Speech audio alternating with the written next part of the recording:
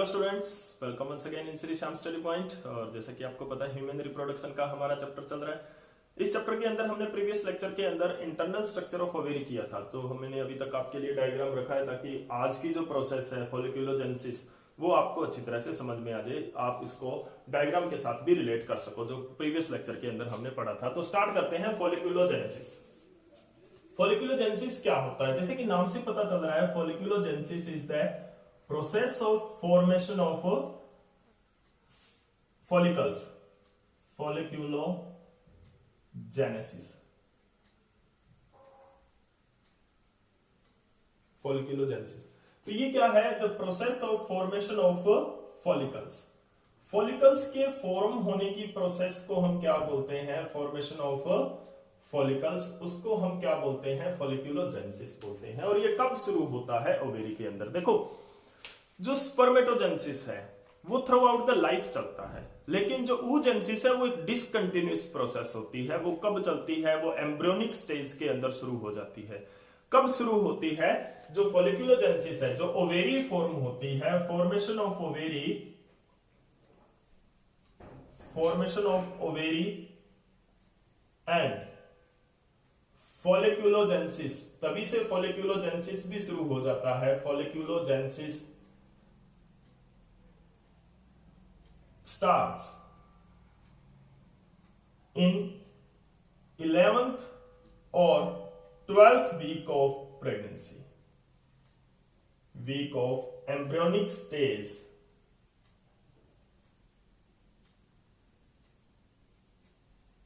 of female baby। Female baby जो होती है वो जब एम्ब्रियोनल स्टेज के अंदर होती है, और फीमेल फीटस की एम्ब्रियोनल स्टेज जो होती है, जब वो 11th to 12th वीक पे आती है, यानी कि जो फीमेल फीटस जो फीमेल के अंदर मदर वॉम्ब के अंदर यूट्रस के अंदर जब ग्रो कर रहा है, तो उस टाइम क्या होता है कि जो 11th और 12th वीक जो होता है, ठीक है, 11th और 12th वीक के अंदर क्या होता है? ओवेरी फॉर्म हो जाती है और फॉलिक्यूलोजेनेसिस शुरू हो जाती है, यानी कि बर्थ से पहले ही शुरू हो जाती है। और ओवेरी के अंदर जो फॉलिकल्स है वो क्या होता है? लगभग मिलियंस ऑफ फॉलिकल्स हैं, वो फॉर्म हो जाते हैं। फॉलिकल्स फॉर्म बिफोर बर्थ से पहले मिलियन ऑफ फॉलिकल्स इस तरह से ओवेरी के अंदर फॉर्म हो जाते हैं, ठीक है। अब देखो, ये लगभग 5th month of the pregnancy जब होती है, 5th month of embryonal stage जो होती है, 5th month of embryonal stage जो होती है, उसके अंदर क्या होता है? 5th month of the embryonal stage के अंदर लगभग ये माना जाता है, ये एनसीईआरटी की लाइन है, 7 मिलियन जो है फॉलिकल्स बन जाते हैं। लेकिन जब बर्थ होता है, ड्यूरिंग द बर्थ, वो कितने रह जाते हैं? After birth, at birth it remains, कितने रह जाते हैं? लगभग 2 मिलियन फॉलिकल्स ही बच जाते हैं। बाकी कहां गए? तो उसको बोलते हैं फॉलिक्यूलर अट्रेसिया। तो फॉलिक्यूलर अट्रेसिया एक टर्म होती है जिसके अंदर क्या होता है? फॉलिक्यूलर अट्रेसिया ये क्या होता है? डीजेनरेशन ऑफ फॉलिकल्स होते हैं। फॉलिक्यूलर अट्रेसिया डीजेनरेशन ऑफ फॉलिकल्स होते हैं इन ओवेरी के अंदर फॉलिकल्स जो बनते हैं उनमें से बहुत ज्यादा, यानी कि मोस्ट ऑफ देम डीजेनरेटेड, ज्यादातर उनमें क्या होते हैं?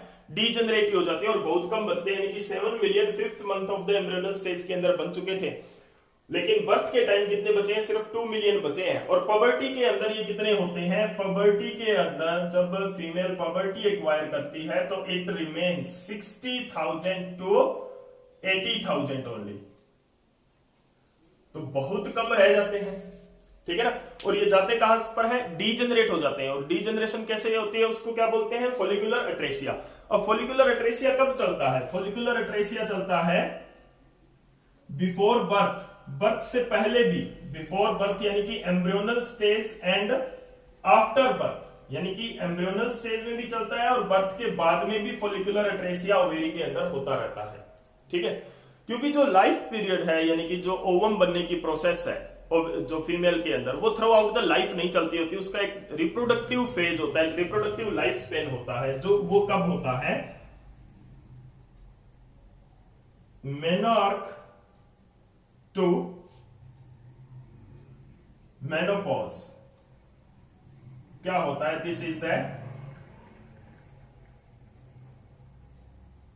Reproductive phase of female. तो इस फेज के दौरान ही क्या होता है, सिर्फ एग प्रोड्यूस करना होता है फीमेल्स को, ना तो मेनोपॉज के बाद करती है, ना मेनोर्क से पहले उसके अंदर एग फॉर्म होता है। तो यहां पर देखो ये एक डिसकंटिन्यूअस प्रोसेस मैंने बोला, क्यों, क्योंकि ये क्या है, जब एम्ब्रियोजेनेसिस हो रहा है, एम्ब्रियोजेनेसिस के दौरान क्या होता है, फॉलिकल्स बनते हैं। एम्ब्रियोजेनेसिस जब फीमेल की जो फीमेल फिटस है एम्ब्रियो के स्टेज के अंदर है, तो उस टाइम क्या होता है, फॉलिकल्स बन रहे होते हैं, उसके बाद में बर्थ के बाद में ये फॉर्मेशन होना रुक जाता है, उसके बाद में पबर्टी के बाद में क्या होती है, इसकी फर्दर प्रोसेसिंग होती है, oogenesis के अंदर आप इसकी डिटेल करने वाले हो, ठीक है। तो यहां पर क्या होता है, रिप्रोडक्टिव फेज के अंदर क्योंकि उन्होंने ओवम प्रोड्यूस करने और large number of ovum produce नहीं करने होते हैं, ईच ओवेरी, हर एक ओवेरी है वो एक ओवम, एक फीमेल गैमेट एक मंथ के अंदर उसने प्रोड्यूस करना है, तो बहुत कम एग प्रोड्यूस करती है वो एज कंपेयर टू स्पर्म, तो यानी कि बहुत कम उसको फॉलिकल्स चाहिए। लेकिन जो ये नंबर है 60,000 to 80,000, ये भी बहुत ज्यादा, इनमें से भी बहुत ज्यादा डीजनरेट होने वाले हैं, वो हम आगे पढ़ेंगे, ठीक है। तो अब हम बात कर लेते हैं जो फॉलिकल्स की, जो फॉलिकल्स बन गए हैं उनकी जो मैच्योरिटी किस तरह से होती है, किस तरह से वो डेवलपमेंटल स्टेज के अंदर जाते हैं, तो वो देखते हैं। तो सबसे पहले क्या होता है, हमने पढ़ा प्राइमरी फॉलिकल्स, प्रीवियस लेक्चर के अंदर इसके बारे में हम पढ़ चुके हैं। प्राइमरी फॉलिकल्स क्या होते हैं, the primary oocyte surrounded by the follicle cells, follicle cell surround the primary oocyte, that is known as primary follicle. उसके बाद में क्या होता है, प्राइमरी फॉलिकल के चारों ओर जोना पेलुसिडा एक ग्लाइकोप्रोटीन लेयर बननी शुरू हो जाती है, ठीक है। ये क्या है, एक ग्लाइकोप्रोटीन लेयर होती है, और जो फॉलिकल्स है, यहां पर जो फॉलिकल्स है वो क्या होते हैं, नंबर उनका इंक्रीज होने लग जाता है, मेनी लेयर्स आ जाती हैं, तो उनको क्या बोलते हैं, ग्रेनुलोसा सेल्स बोलते हैं। तो जब वो मेनी लेयर्स उसके अंदर आ जाती है तो वो क्या होता है, ग्रेनुलोसा सेल्स होती हैं, ठीक है। वो सेकेंडरी फॉलिकल बन गया। अब उसके बाद में टर्सरी फॉलिकल और मैच्योर ग्राफियन फॉलिकल जब बनेगा, तो जो ग्रेनुलोसा सेल्स हैं उनके बीच में लेयर आ जाती है, उनके बीच में एक कैविटी बन जाती है, एंट्रम। तो एक मैच्योर ग्राफियन फॉलिकल है वो किस तरह से बनेगा, वो हम देखते हैं कि एक मैच्योर ग्राफियन फॉलिकल, तो ये सारी की सारी जो प्रोसेस आप यहां पर देख रहे हो, primordial follicle to mature Graafian follicle, this is known as folliculogenesis, folliculogenesis होती है। तो मैच्योर ग्राफियन फॉलिकल के अंदर क्या होता है, किस तरह का स्ट्रक्चर उसका होता है, तो जैसे कि ये क्या है, मैच्योर ग्राफियन फॉलिकल्स है, these are the granulosa cells called membrana granulosa. ये क्या है, ग्रेनुलोसा सेल्स हैं जिनको क्या बोलते हैं, मेम्ब्रेना ग्रेनुलोसा बोलते हैं। These are large in number, many layers में होती है ये granulosa membrana, membrana granulosa, like this.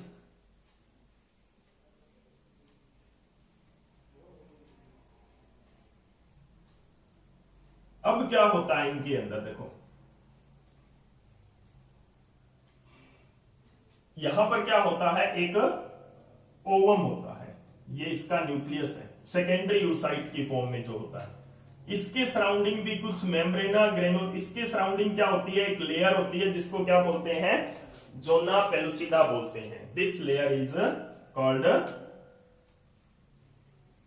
Zona pellucida, एक ग्लाइकोप्रोटीन लेयर बन जाती है इसके सराउंडिंग में, जिसको हम क्या बोलते हैं, this layer is called zona pellucida, ठीक है। तो ये जो लेयर है उसको हम क्या बोलेंगे, जोना पेलुसिडा, एक ग्लाइकोप्रोटीन लेयर, क्लियर।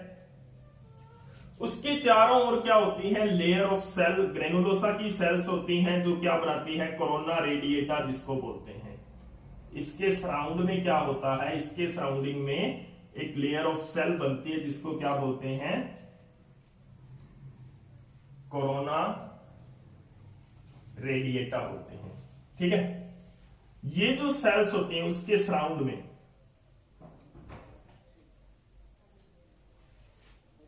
और जो ओवम होता है वो फ्रीली नहीं होता, वो एक एज से एक साइड से क्या होता है, ग्रेनुलोसा जो सराउंडिंग सेल्स होती है उनसे जुड़ा होता है। इसको क्या बोलते हैं, इन सेल्स को क्या बोलते हैं, क्यूमुलस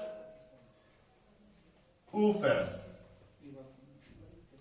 क्यूमुलस oophorus। ठीक है, तो this is the cumulus oophorus। तो क्यूमुलस oophorus क्या है यहां पर हमारे पास, cumulus oophorus is the layer of granulosa. ये क्या है, मेम्ब्रेना ग्रेनुलोसा की सेल्स हैं। दिस इज द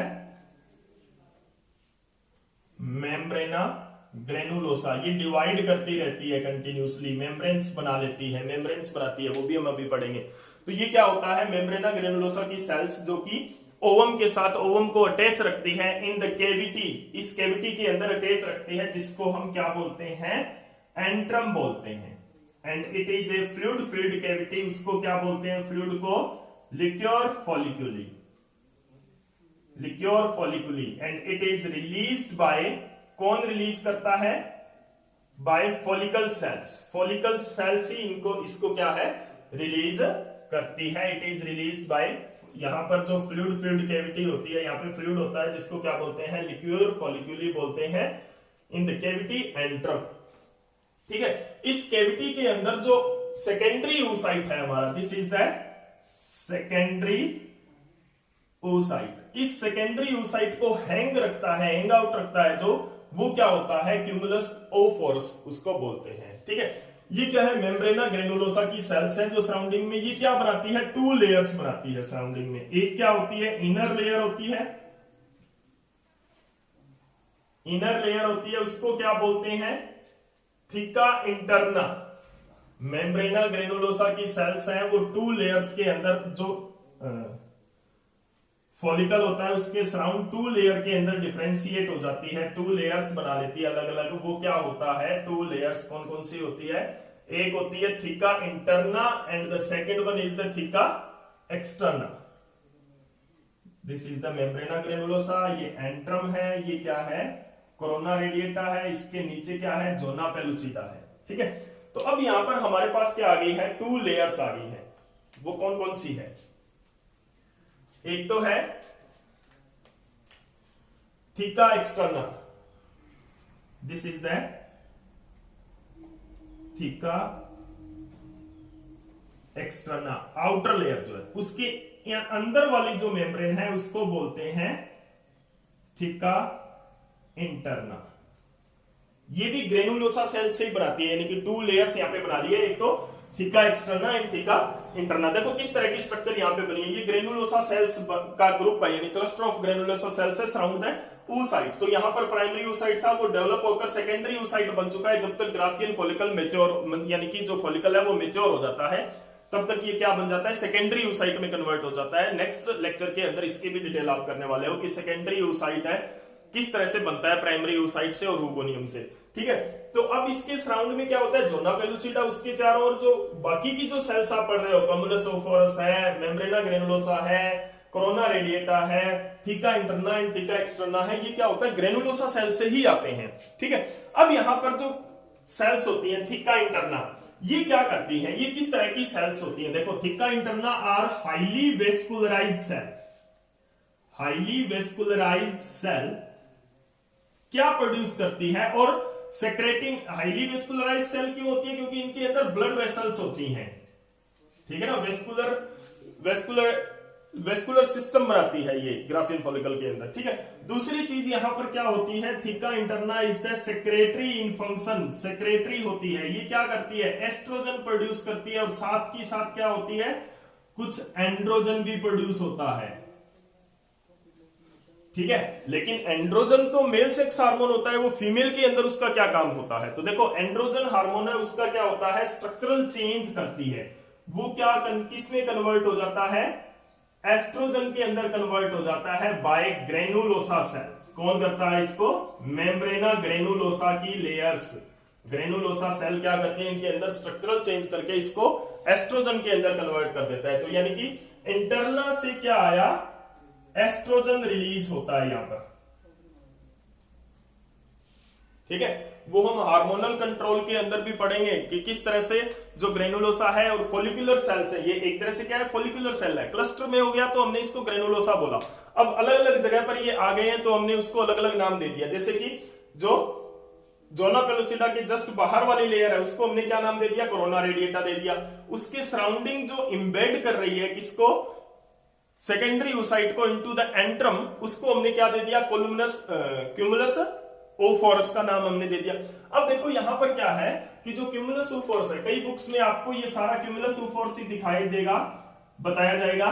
यहां पर जो फर्स्ट लेयर है ना वो कोरोना रेडिएटा होती है, उसके सराउंड अगर लेयर्स बनती है वो क्यूमुलस ओफोरस का पार्ट होती है, ठीक है। और ये जो लेयर, ये जो सेल्स आप देख रहे हो which is attached to the secondary oocyte and membrana granulosa, उसको हम क्या बोलते हैं, क्यूमुलस ओफोरस बोलते हैं। तो कोरोना रेडिएटा और क्यूमुलस ओफोरस के अंदर डिफरेंशिएट रखना पड़ेगा आपको, अलग रखनी पड़ेगी इनको, कि जो कोरोना रेडिएटा है वो फर्स्ट लेयर है surround the zona pellucida, zona pellucida के चारों ओर की जो लेयर है वो क्या होती है, कोरोना रेडिएटा होता है। उसके चारों ओर जो इम्बेडिंग सेल्स होती है, जो इसको इम्बेड करती है एक्टिव जो कैविटी के अंदर, उसको क्या बोलते हैं, क्यूमुलस ओफोरस बोलते हैं। तो ये क्या है, this is the mature Graafian follicle, इस तरह का बन जाता है। अब जब ये मेच्योरेशन हो जाती है तो now the secondary oocyte is ready to ovulate, ovulation होने के लिए रेडी हो जाता है। तो अब क्या होगी, इसकी रप्चरिंग होती है, इसकी वॉल टूट जाती है और ये जो सेकेंडरी oocyte है ये ऐसे की ऐसे क्या होता है, यहां से निकलकर कहां चला जाता है, जो ग्राफियन फॉलिकल है। ओव्यूलेशन का स्टेप क्या है, देखो यहां पर कि जो ग्राफियन फॉलिकल है वो क्या होता है, it is attached to the ovary wall, wall of ovary के साथ अटैच हो जाता है और रप्चर हो जाता है इसका। तो जब रप्चरिंग होगी इसकी तो ये वाला अंदर वाला जो पोर्शन है वो बाहर निकल जाएगा, ठीक है ना। ये बाहर निकलेगा कहां पर, ये निकलेगा पेल्विक कैविटी के अंदर, पेल्विस के अंदर, और यहां से जो फिम्ब्री है फेलोपियन ट्यूब की वो इसको कैच कर लेती है, ठीक है ना। तो ये कहा गया फेलोपियन ट्यूब के अंदर। अब इस ओवम के सेकेंडरी oocyte यहां पर रिलीज होता है, ध्यान रखना। ओव्यूलेशन में नॉर्मली क्या होता है कि ओव्यूलेशन का जो डेफिनेशन है वो बहुत जगह पर आपको ये पढ़ने को मिलेगी, द रिलीज ऑफ ओवम, लेकिन ओवम अभी तक नहीं बना है। एक्चुअल में जो रिलीज होता है वो सेकेंडरी oocyte का होता है, ओवम आगे जाके बनेगा, फीमेल गैमेट आगे जाके बनेगा। तो यहां पर क्या होता है कि जो वेस्कुलराइज सिस्टम बनाती है, जब ये टूटता है तो बहुत सारी ब्लड वेसल्स भी रप्चर होती है। तो जब ब्लड वेसल्स रप्चर होती है तो इट कॉज ब्लीडिंग, बहुत छोटी सी मतलब बहुत कम ब्लीडिंग होती है, ठीक है। उस स्टेज को क्या बोलते हैं, कॉर्पस हिमोरेजिका। कॉर्पस हिमोरेजिका क्या हो गया, इसमें से सेकेंडरी oocyte निकल गया। अब सेकेंडरी oocyte किस किस के साथ निकलेगा, सेकेंडरी oocyte यहां से लेके निकलेगा किसको, corona radiata, zona pellucida and secondary oocyte, ये इतनी चीज यहां से निकलेगी, ठीक है। अब जो रप्चरिंग हुई, जो बाकी का जो ये पार्ट बचा ये क्या बनाएगा, कॉर्पस ल्यूटियम, ठीक है। ये येलो बॉडी बनाएगा, corpus luteum is the yellow mass. Corpus luteum क्या होता है, येलो मास होता है, प्रीवियस लेक्चर के अंदर पढ़ा था, जो प्रोजेस्टेरोन प्रोड्यूस करता है। उसके बाद में in the absence of fertilization, जब प्रेगनेंसी नहीं एक्वायर करेगी फीमेल तो कॉर्पस ल्यूटियम भी डीजनरेट हो जाता है। किस तरह से, ये कॉर्पस एल्बिकेन की फॉर्म में चला जाता है, यानी कि एल्बिकेन कुछ नहीं है, डीजनरेटिंग कॉर्पस ल्यूटियम है, उसको हम एल्बिकेन बोल देते हैं, ठीक है। फिर ये धीरे धीरे बिल्कुल डीजनरेट हो जाता है ओवेरी के अंदर। तो this is the follicle, structure of follicle and किस तरह से ये फॉलिकल बनता है। उम्मीद है कि आपको ये कंसेप्ट क्लियर हुआ होगा। इसके डिफरेंट पार्ट्स आपने अच्छी तरह से लर्न करने हैं। नेक्स्ट लेक्चर के अंदर हम पढ़ेंगे oogenesis के बारे में, कि जो सेकेंडरी oocyte अंदर बाहर वाले की पूरी डेवलपमेंट हमने पढ़ ली है, अंदर वाला पार्ट किस तरह से डेवलप करता है, कि प्राइमरी oocyte से हमने सेकेंडरी oocyte फिर रिलीज हो गया, और ये सेकेंडरी oocyte जो रिलीज हुआ है वो किस तरह से फीमेल गैमेट बनता है। तो ये हम नेक्स्ट लेक्चर के अंदर पढ़ेंगे। तो अगर आपको ये लेक्चर अच्छा लगा है तो प्लीज लाइक एंड शेयर जरूर कर दें, और कंसेप्ट को अच्छी तरह से क्लियर करें, क्योंकि आप जाओगे हायर क्लासेस के अंदर तो वहां पर आपको जब कॉम्पिटिटिव लेवल की आप तैयारी करते हो तो इनके उसके अंदर क्या होता है, जो ये माइन्यूट लेवल की जो टर्म्स हैं इनके ऊपर बहुत बार क्वेश्चंस हैं वो पूछे जाते हैं। तो आज के लेक्चर में बस इतना ही। उम्मीद करता हूं कि आपको ये कंसेप्ट क्लियर हुआ होगा, और अगर क्लियर हुआ तो energy booster like and share जरूर करते रहें। Thank you.